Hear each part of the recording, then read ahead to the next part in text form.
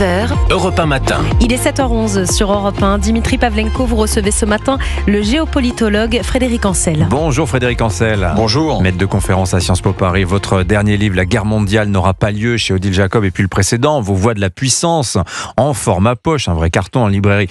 On parle ensemble, Frédéric Ancel, ce matin, de cette libération des otages israéliens du Hamas, que l'on n'attendait plus, ces otages cachés à Gaza depuis plus de 2 ans. C'est imminent ce qui va se passer.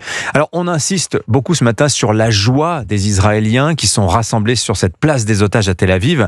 Il faut dire quand même que tout ça se déroule dans un climat de méfiance totale de part et d'autre, Frédéric Ancel. C'est loin d'être la paix. Non, bien sûr. D'abord, je rappelle qu'un cessez-le-feu n'est qu'un acte de nature militaire.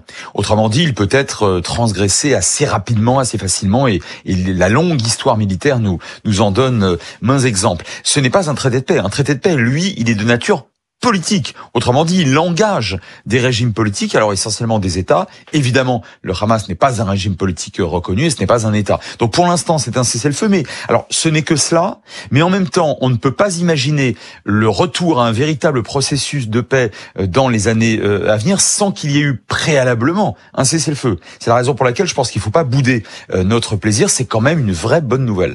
Alors le Hamas s'est engagé à ce que les libérations soient terminées à temps pour la visite de Donald Trump à Jérusalem, qui est prévue à la mi-journée. C'est quand même une prévenance qu'on ne connaissait pas à l'organisation terroriste, Frédéric Ancel. Comment vous expliquez ça ? On la connaissait pas parce que le rapport de force est devenu tellement écrasant que nous avons affaire alors pour ce qui reste des chefs du Hamas, c'est-à-dire pas grand-chose, nous avons affaire à 2 tendances. La première tendance, l'apocalyptique, celle qui a correspondu au chef Sinwar, celui qui a organisé le grand pogrom du 7 octobre. Yahya Sinwar, oui. Absolument, abattue par l'armée israélienne il y a 1 an, a priori, elle ne domine plus. C'est-à-dire que vous avez nécessairement l'une des 2 tendances principales aujourd'hui à la tête du Hamas, considérant que de toute façon, c'était perdu. Et pourquoi ? Parce que d'abord, la société israélienne a tenu bon, l'armée israélienne non seulement a tenu bon, l'a emporté, mais surtout dans l'ensemble de la région. En réalité, les alliés réels ou présumés du Hamas ont été écrasés ou se sont retirés du jeu. Et puis surtout, les États arabes voisins, je dis voisins, mais en réalité la quasi-totalité des régimes arabes au sein de la Ligue arabe, y compris des États non arabes mais puissants comme la Turquie ou l'Indonésie dans le monde musulman, ont lâché le Hamas. Et je vous dis ça parce que depuis juillet-août, et les lettres d'intention des États arabes demandant au Hamas de se démilitariser, ce qui est totalement nouveau. Mais comment vous l'expliquez ? Du coup, une défaite politique. Et comment vous expliquez ce lâchage du Hamas ? C'est quand même un peu à contre-courant de 30 à 40 années de politique, de géopolitique au Proche-Orient.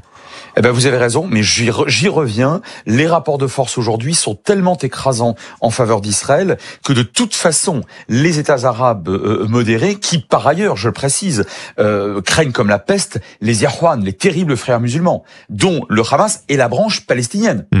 Donc ces États qui par ailleurs, et j'insiste souvent là-dessus, craignent aussi l'expansionnisme iranien dans la région, considèrent que à la fin des fins, le Hamas doit partir. Et comme le disait très bien le stratège prussien qu'on cite souvent, Clausewitz, à la fin des fins, une guerre se gagne sur le plan politique et pas seulement sur le plan militaire. Et là, le Hamas, il est seul sur le plan politique. Alors, est-ce qu'il va pour autant renoncer au contrôle de Gaza ? Ça, c'est quand même une autre paire de manches. Mais parlons de Donald Trump, Frédéric Ancel.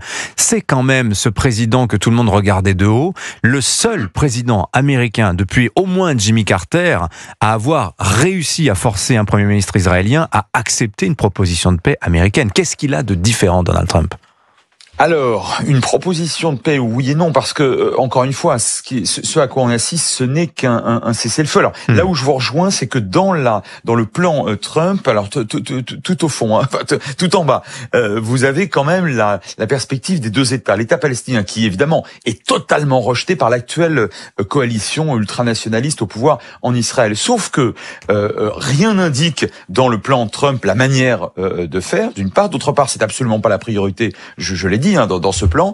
Et enfin, 3, je rappelle que Netanyahou lui-même en 2009, avait établi sous la pression de Barack Obama à l'époque il avait accepté la mort dans l'âme, la perspective de 2 États. Après, tout dépend de ce qu'on appelle l'État. À partir du moment où Emmanuel Macron, Donald Trump et même les États arabes appellent à une démilitarisation d'un futur État palestinien, est-ce que ça correspond à un véritable État ou à une autonomie? Et de ce point de vue-là, on a affaire à un président américain qui, oui, c'est vrai, s'est imposé auprès de Netanyahou, mais enfin franchement, à des conditions qui ne sont pas défavorables à Israël. Absolument.